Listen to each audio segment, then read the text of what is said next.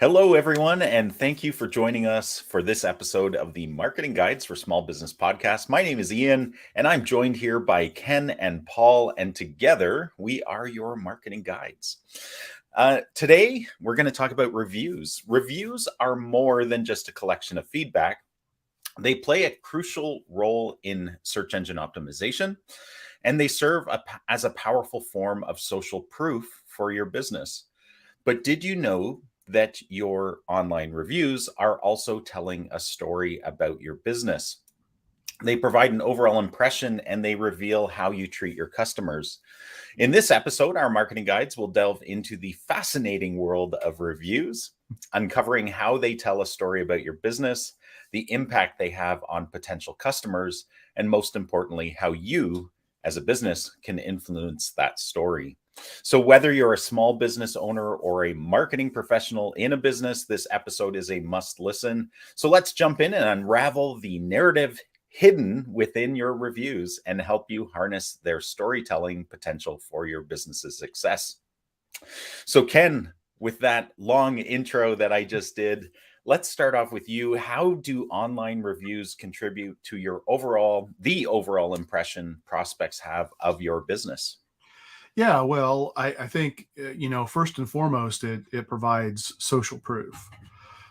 We live in an age where most people trust online reviews as much or more as they do from recommendations or referrals from friends or family. So, if not as much, they're at least on par with, and in many cases, even they exceed those because there are volumes of reviews typically that people can look at. So that social proof is huge. It gives potential customers insights into the customer experience, which I think is really critical. Let's just use a restaurant as an example because it's an easy one, but it also I want to talk about how you can kind of take it to the next level. So if you're looking at restaurant reviews and people keep commenting over and over again about a particular dish, you know, if you're a restaurant and you didn't really know that people were that excited and enthusiastic about that particular dish, um, then you're going to learn a lot, and maybe it drives other menu items that you want to create in the future. What I think is really cool, and where most businesses, sadly, almost every business misses this opportunity, is I'm a big fan of text marketing, especially for like restaurants or brick and mortar businesses. If you know you've got that feature item, that hook that drives people in, man, what better way than to use text marketing to remind people, oh yeah, by the way, remember this thing? Remember this menu item that you love so much? Guess what? You can come in and get it today. You don't even have to offer a discount. You just want to remind people. You can offer a discount if you want. But anyway, I'm kidding a little bit off subject here, but that's kind of getting into the story opportunity that I think way too many businesses are missing with the power of reviews. It gives people the opportunity to learn from that feedback. Like I said, in this case, the restaurant could take it, use it for other marketing channels, use it to dictate maybe new products that they want to put on menus, things like that. It's so important for building and preserving and protecting your online reputation, and it comes down to trust and confidence. I mean, you want people to walk in expecting a great experience. Otherwise they may not walk in at all, or they may not pick up the phone and call you to come and repair a broken sewer line or something like that. They're going to look for a business that has the feedback that the community has provided. And so, yeah, they're just absolutely critical. Yeah, yeah. One thing that comes to mind when I think of a story, right? It's got a beginning, a middle, and an end, right? And this story is never the end never comes until the business closes down or whatever, right? Right. So it's a storyline and there's a plot. And what I find interesting too, and maybe you're like this when you're researching businesses you want to purchase from or products you want to buy. I, as a consumer, I think we get more and more savvy the longer we're in this game, right? Because if you think about it, it's a learned behavior of how we use reviews as businesses, but as consumers, we're getting more savvy in how we use them as well. And one of the things, maybe you do this as well, is okay, so I'm going traveling and I want to check out restaurants or a hotel, or I'm going to hire a service. And I see that their overall rating is a 4.8 out of 5. That's great. That's a good aggregate rating. It's okay that there's some negative reviews. And of course, Right. in my process, and maybe you do the same, is I then filter them by date. So I filter the newest at the top because I want to see, are they still maintaining a high level of quality, or is there a trend? Because I think we've all seen this where, especially with resorts or hotels, they may have a really high level of quality for a while, and then maybe they go through some changes of management, they get bought out, whatever, and it starts to crash. And the only way as a consumer you can really know that ahead of time is by chronologically looking, just skimming through the reviews and going, oh wow, there's a pattern Yeah. of negativity, or there's a pattern. It works conversely in that maybe there were issues, but they've obviously resolved those because you can see that by that pattern. And then the other side of it too is you can filter those or sort them by negativity or positivity, right? So there's a lot, I think, as consumers we do in order to understand the quality of a business and the plot, the storyline, in order to understand, should I hire them, should I go there today, Yeah. based on what's happening with the business. Yeah. Do you Yeah. guys do that, or is that just an Ian thing? I actually don't. I do Okay. typically scroll through several reviews. I do look at the dates, but I rarely filter them. Just me Yeah. personally. Um, you know, the composite rating. I mean, if you're below a 4.2, you need to work on it. Yeah. Period. But psychologically, that seems to be the magic number. If you're below a 4, absolutely no brainer, no doubt, you need to be working on getting and improving your overall review composite rating. I think 4.2 is the minimum safe number that I would recommend for businesses, because then you definitely can start to see a drop off after that. Yeah. Yeah. There's a story I recently came across on Facebook, and in the town I live in, there's obviously there's fence builders and deck builders and that kind of stuff. And so there was a comment on Facebook to the community group that I'm in. Hey, here's a very negative experience I had with a local fencing company, not fencing company, deck building company. And they included photos of what went wrong. And they said the reason I chose this company was due to their good Google reviews, because they were all very positive.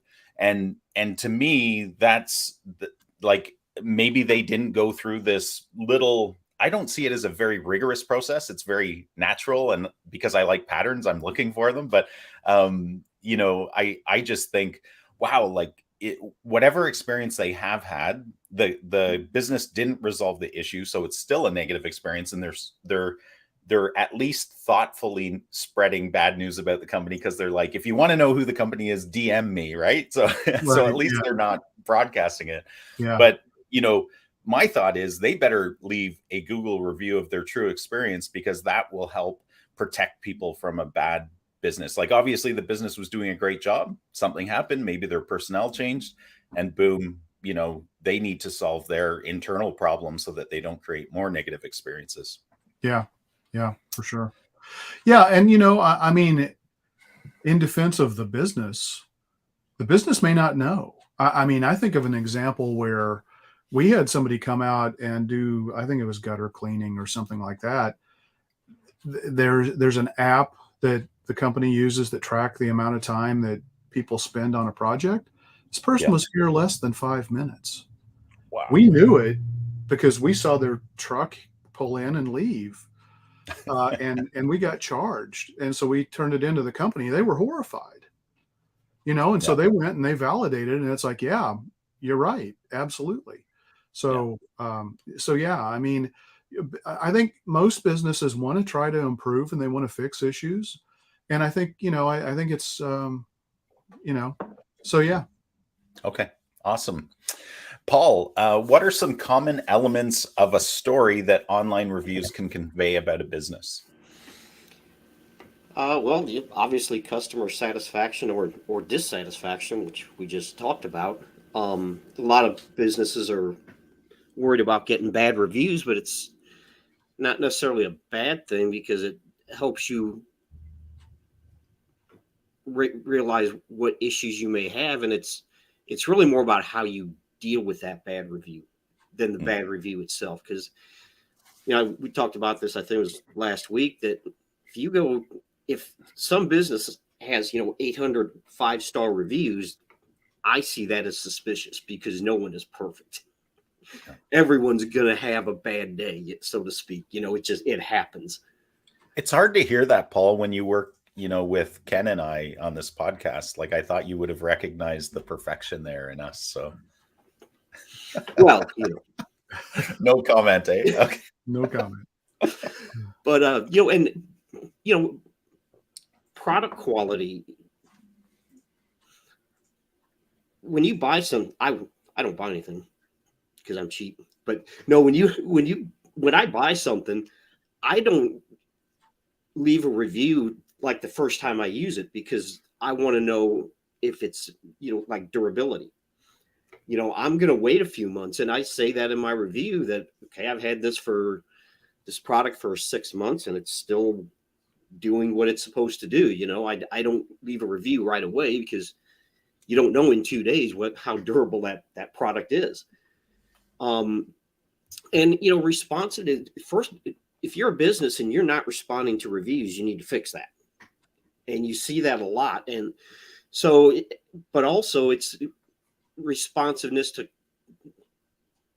any concerns a customer has, because even if there's an issue like with the you're talking about the decking company or the or the gutter cleaning company, if someone were to leave a bad review or if they leave a review, if the company is aware that these things are happening and they respond to it and try to fix it, a lot of times people will leave it. They may mention that in the review, but they'll leave a good review because the company they made an effort to fix the issue, so, and, and that just goes into professionalism and overall customer experience. And it's reviews they don't just help consumers, they help businesses too. And I think a lot of businesses overlook that aspect of it. Yeah, absolutely. The one thing I think is worth mentioning is that when we're auditing clients on total online presence, right? That's one of the things we do. I think you guys do that as well. But when we're monitoring that and auditing it and trying to determine, hey, what makes this company unique from its competitors, its nearest competitors, we do client interviews and that kind of stuff, but we also go through their reviews and we look for common positives and common negatives and things where people call out unique aspects about the business, right? Because when we as consumers, we're working with a trade, and they do some pretty unique things. But one of the consistent feedback we heard, and it shows up in the reviews as well as in the interviews, is just how they listen, right? During the quoting process, they were not pushy. They listened. They offered a solution that was different from the other competitors, and they weren't pressuring them to buy something they didn't want. And stuff like that is really powerful as a business because, as a business owner, you have an idea of how you want to deliver your service, how you want to sell it to people, how you want to provide customer service. But in some way, that's all theory. You have a philosophy, you have a theory, you want to and put it into place. But how do you measure that, right? And so the only way is to really ask customers through surveys or monitor reviews. And so, yeah, it's such a powerful tool that, I think, just as you've said, I think businesses underutilize it and don't always realize the power that it has. Ken, how can positive reviews influence prospects' perception of your business? Yeah. So, I mean, we've already talked about several of them, in terms of social proof and things like that. And the way I like to think about social proof is, again, I put myself through college working at restaurants. So I kind of have a soft spot, for restaurants. And I think back, the place that I was really excited about when I was in college was this place where people would stand in line for hours Hmm. to get a pizza. And Must have been so great pizza, though. it Yeah. absolutely was. I wish I had one right now. Um, and that, to me, that's social proof. You drive past that block, you see people standing in line waiting. Okay, well, if you look at an online, a Google profile or Yelp profile or whatever, and you see a bunch of reviews, that kind of is the equivalent of people standing outside waiting in line in front of a restaurant. I mean, there's no time consideration there in that case. But from a time consideration, think about this. If you're a home remodeling contractor and you're booked out several months, but you have a lot of great stellar reviews, people may give you the benefit of the doubt and wait in line to work with you because of those reviews, as opposed to somebody else, because you have them, because they're like, okay, this is a great company. Everything that these people are saying, yeah, that's what I want. Okay, I can wait a couple of months for my project to get done. So it could buy you time. And in this day and this market where, home remodeling contractors or home contractors of any type, really, except for emergency services, which have a critical, urgency need and time frame to them, buying time to get people to wait in line is massive. So I think that's critical.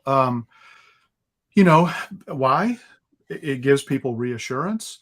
They get a feel for what their experience is going to be like without them actually experiencing it. So it's foreshadowing, which is a real key part of storytelling, is people are projecting themselves into that situation. They want to see what it's going to be like.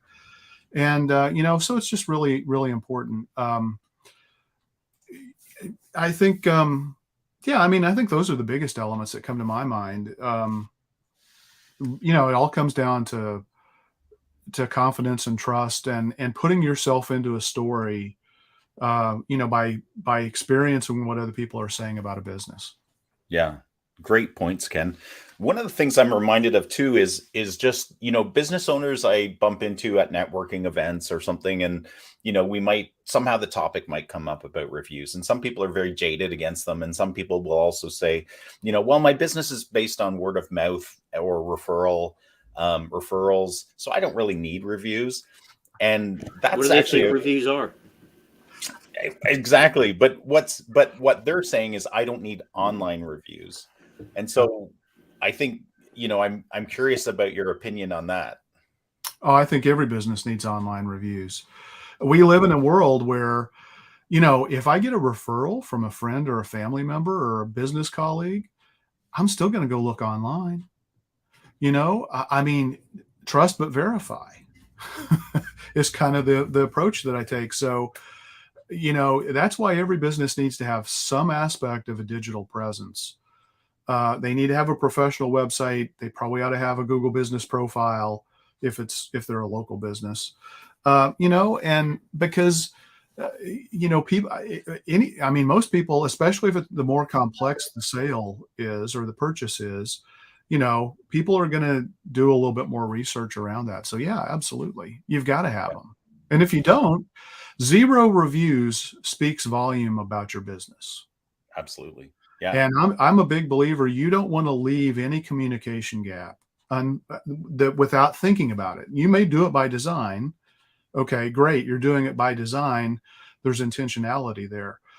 But if you don't have any online reviews, you're leaving people to rush to their own assumptions that nobody cares enough to write a review about your business, or even worse, yeah, this business isn't great, but I don't want to trash them online, so I'm just not going to write a review. That's not good. Or they're too scared to ask for reviews, right? Like, Yeah. and you wonder, why are they scared to ask? Right. Exactly. So Yeah. Yeah.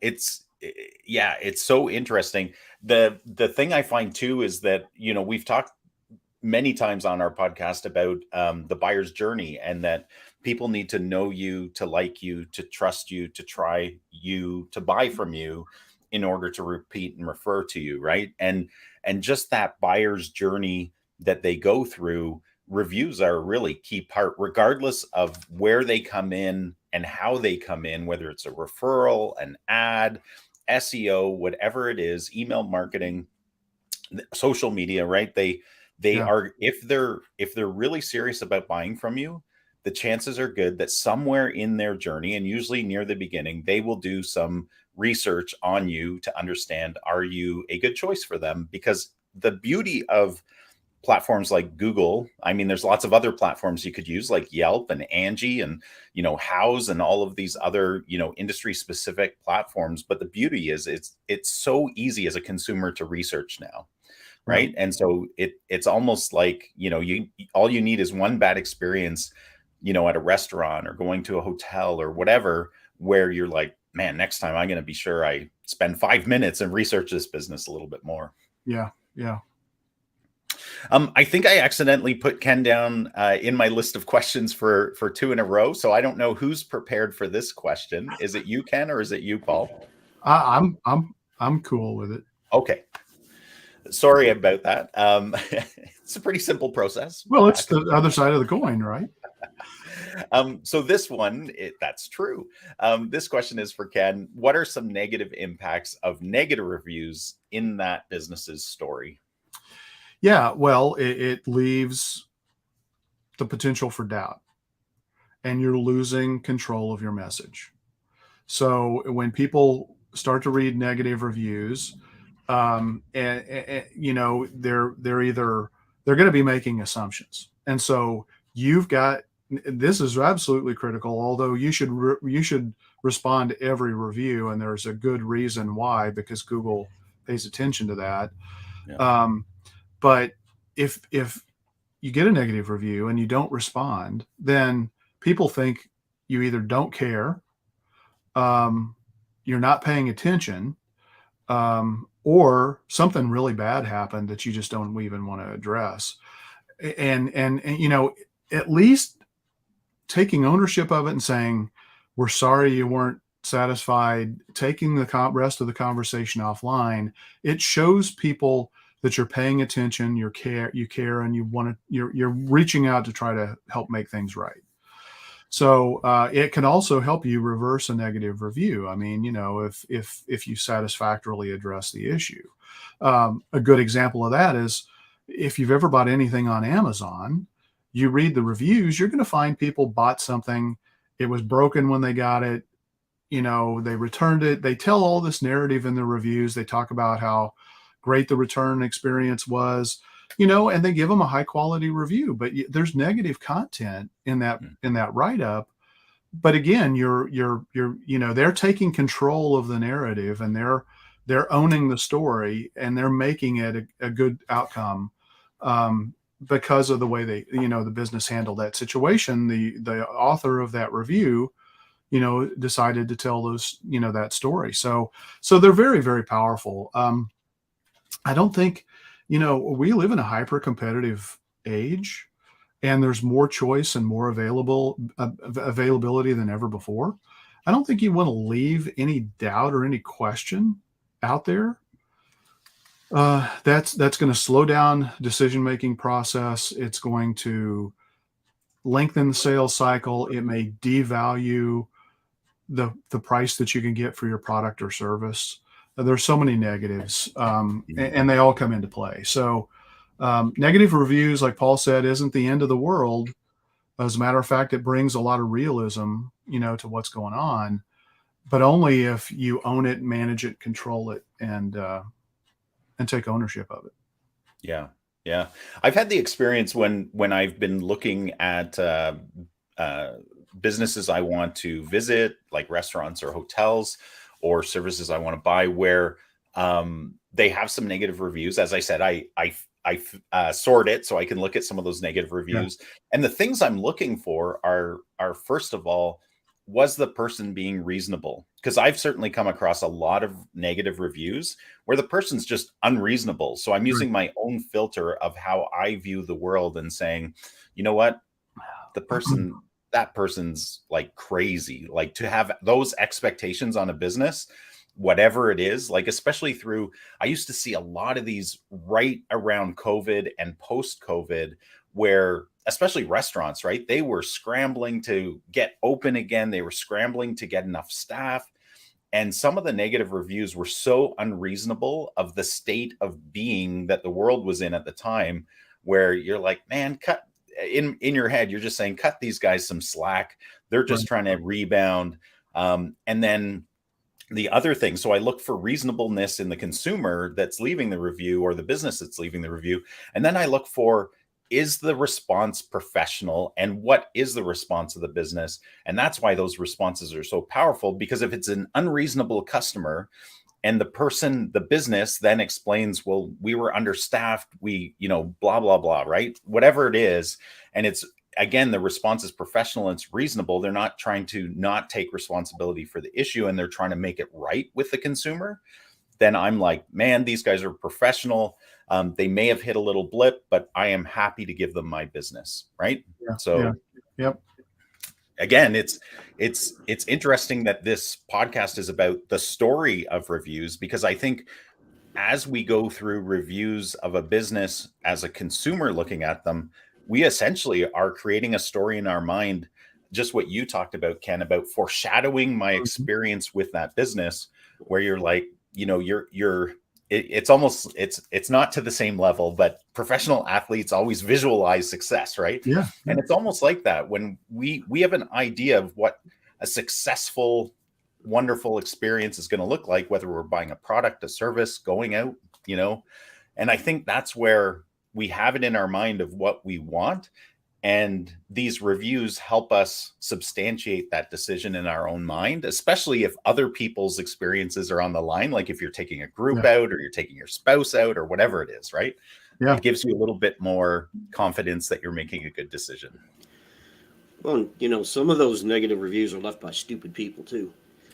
I mean, I was doing some research a while back on a product, and there was some bad reviews. So I went and looked at them, and like 2 of the 1-star reviews, they did something you're absolutely not supposed to do with this product. And so they went and left a negative review.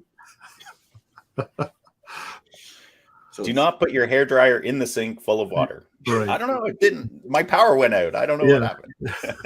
I plugged it in and the power went out. That's right. Don't do that, people. Right. But it's true. There is a continuum of, whatever capabilities of people to so you're so much more polite than me. Because he's Canadian. So, Paul, how can businesses proactively shape the narrative that their reviews are telling? I think we've covered this to some degree, but maybe you can dig a little bit more into that and give some advice to business owners on this. Well, yeah, I mean, I think we have. I think the whole podcast we've kind of talked about this, but going back to something you said about business saying, well, my business from referrals, I don't need online reviews. Well, yes, you do. Ken talked about that a little bit, but if you've been in business for any length of time, the world has changed. And if you plan on being in business and acquiring new customers, those new customers are probably going to be younger, and they interact differently with businesses than a lot of older people. And they're going to start online, and they're probably going to start by looking at reviews. And if you don't have reviews, like Ken said, that can say as much as anything. No reviews can be a bad thing. But we've talked about engaging with customers and responding to reviews, addressing bad reviews. If you get a bad review, and this actually did happen, it can point out internal problems that you need to deal with. And put a review stream on your website. Showcase the testimonials and reviews, and like we said, implement. You can automate the process of asking for reviews. By the way, we've talked about it in the past. We haven't mentioned that here. And like I said, responding to reviews is important, and responding to bad reviews is probably more important. I'm not saying you shouldn't respond to good reviews, you should, but dealing with bad reviews is in some ways more important than responding to good reviews, because it shows customers that are potential customers that you care, and if there's an issue, you're willing to deal with it. And I think we've pretty much covered it. Yeah, I want to jump in. I think way too many businesses miss the opportunity to market their reviews. So the reviews live on one specific website. If somebody doesn't use that particular website, if they don't use Yelp, they're never going to see them. If they don't use Zillow or Realtor.com or whatever, they're not going to see them. So it's on you to market those reviews and be proactive about it and be proud about it. Create video content, do snippets from quotes from customers for social media. You can create highlight reels from videos. I mean, there are so many different things. Most businesses just completely fail to market their reviews. They may be working really hard to get those reviews. The other thing is, you need to think about where your ideal customer is spending time online and what sources are they trusting. If you're in a urban area, especially East and West Coast, and it's, and it's not just for restaurants. I mean, Yelp is a strong player for reviews. If it's important for you to be known, and obviously Yelp doesn't want you to solicit for reviews. They want reviews to happen naturally and organically. So you can drive people to your Yelp page, but they don't want you to ask for reviews. I respect that. That's cool because, they want it to be natural process. But if your ideal customer, if you're an attorney, and that a lot of your customers trust a site like Avvo, then make sure you're getting reviews on Avvo as well. The other thing is, there's this concept that we talk about, and this is from Google, called review velocity. And that is are you getting a constant, steady stream of reviews? And Ian, you talked about how you do your sort, and things like that in your research. Mm-hmm. If Google starts to devalue the importance of reviews from an online ranking perspective, after several months, 6 months, you probably start to see a pretty large deterioration, in certain businesses, especially ones that have natural high volume, types of purchases. So you want to pay attention to that. It's just critically important. Yeah. Yeah. And just to reiterate that point, like I don't like the philosophy of Yelp suggesting that you shouldn't ask for reviews, because all the statistics show. I agree. I know what you're going to say. I absolutely agree. Yeah. And this is for our listeners, because I know what you know what I'm going to say, but like the statistics, I believe the last time I looked is that 97% of consumers use reviews. 6% will leave a review if unsolicited or unasked or unprompted. 6%. Like Right. there's so much and it's not because they haven't had a good experience. It's because they just forget, right? I always use kind of the analogy of I've moved on to a new room, right? In my life, like I ate a great dinner. Now I'm thinking about the grass I need to cut or the activities I need to do. But if the restaurant were to prompt me and say, "Hey, how was your meal?" I would be like, "It was outstanding. Like we had a great experience and I want to share it with the world." But, if they didn't ask, I would probably forget.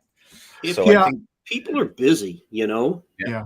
And something we didn't mention, and probably should mention, is that having a bad experience and being peeved is a more powerful motivator than being satisfied. Mm-hmm. And if you don't proactively ask for reviews, you can wind up with more bad reviews than good reviews, and it may not really be true of your business. It may not truly reflect your business, because if people are mad, they're more likely to go leave a review, and it's not going to be a good one. So that's another reason it's important to ask for reviews. Yeah. I will say, you have to put it, I mean, these statistics are general. You have to think about the culture of the people who are using these different kinds of services. Yelpers, they're much more inclined to write reviews because that's what built and drove the app in the first place. Angie is another one. That was where people could go out and check and vet home services contractors in advance. And it was built on the culture of people writing reviews. So, not every review site is like that. Absolutely. I mean, Google Business Profile is not that way. I mean, if you just let Google reviews happen, as Paul said, they're going to skew to the negative because we remember the negative more deeply, and we want to try to protect people from a bad experience. So you got to think about it in context, and you got to understand kind of the culture of the review app and the nature of your clientele. I mean, again, if you don't understand your ideal client, that's going to be problematic, and it makes it really hard to tell the story you want to tell. Yeah. People don't like being dissed. They'll leave a bad review. That's right. One of the other things we haven't even talked about, because we're talking more or less about the story your reviews tell, but I think this does tell part of the story, is that if you don't have reviews and your competitors do, you might not even be in the story. So right. I think it's really important from a visibility standpoint. Reviews play a big part of how you show up in local rankings for businesses. Yeah. So, you need to be, you talked about review velocity, Ken. We've talked about ranking, like overall ranking. They show up in Google results. They show up in some ads. Like you really need to think through that. And if you're avoiding reviews, you need to rethink that policy, because probably it's holding your business back and you're leaving money on the table and opportunities on the table. Yeah. I think it's also important to realize, I mean, look, Google gets 90 some odd % of search traffic. Yeah. But if people are doing searches from an Apple device, if they're doing voice searches on Amazon, if they're using Bing or Yahoo, local search results and therefore local ratings are delivered by Yelp, not by Google. So if you're looking at, I mean, you can't just look at this stuff in a vacuum. You need to think about it. Whether you like Yelp or not, that's the reality. But that's not the reality in places where Yelp doesn't have saturation, right? Like there's lots of states where Yelp is not strong, and same with provinces, right? Sure, so you need to, It might explain some of my Alexa responses, actually. Yeah. No, exactly. I mean, again, these are all, I mean, they're all bounded. They're based on, the type of user, your ideal customers, what devices they're using, all of that kind of stuff for sure. Sure. Yeah. Paul, any parting thoughts? Sometimes reviews can be the tipping point for you because, because I've done this, I'm sure other people have done it. You're looking at a few different businesses for something that you need, service area business, for instance, something you need done, and all things seem to be equal, but one of them has like 75 4.8 star reviews and the others have like 3. Mm-hmm. Which one do you think I'm going to go with? Yeah. For you? 100%. Probably the one with 3. He likes the underdog. Well, if they give me a really good price, I might. Well, that's a great point. If that's the reality where you're so dwarfed by your competitors and the volume of the reviews that they have versus what you have, you may only be able to win that business based on price. And that's not a position of strength. Yeah, that's not a good model. Yeah. It's almost the equivalent of, some businesses have based their entire marketing model on paid advertising, right? And that's sustainable to a degree as long as you have some control over the auction price of the ads and everything like that. But as we've seen in the last year, right, without the organic side, your prices are going to soar Rise. Right. In- Well, and, That you know, word doesn't want to work for me today. cost per You know what clicks I are mean. not going to go down. They're- I'm telling you, they've been steadily going up, and they're not going to go down. Thank you, Paul. You can finish my comment for me. well, the other thing we need to talk about is you ultimately don't own this story, because the story can be yanked out from underneath you at any point in time, because these review sites, you're renting them. You don't own them. While you've got them, while they're working for you, they're critical, no doubt. But at the end of the day, you don't own them. And I mean, we all know of instances on numerous platforms where reviews disappear, they don't show up. You've got to know about that. So while it's a critical component, Facebook shuts down your account for no reason. it can't be the only leg. It can't be the only leg on your stool. Yeah. All right. Any other thoughts, guys? I don't think so. This has been great. I've appreciated both of your insights in this, and I think it's been really valuable for our listeners, guys. And I think this is a good place to wrap up. So thank you, Ken and Paul, for sharing your thoughts on this topic. And thank you to our listeners, our audience, for joining us today. I hope you found this topic valuable. Again, we say this every week, but if you have a topic that is a burning topic in your mind and you want us to, as your marketing guides, to bring some color to it and talk about it, please don't hesitate to reach out to us. We would love to potentially include that in our topics. And please share this. If you find this podcast valuable, please share it with other business owners, because I think there's a lot of valuable content here that can help people both leverage marketing strategies and tactics to greater benefit for their business, but also to avoid mistakes and potential pitfalls to their business. So thanks for joining us. And until next week, keep calm and market on.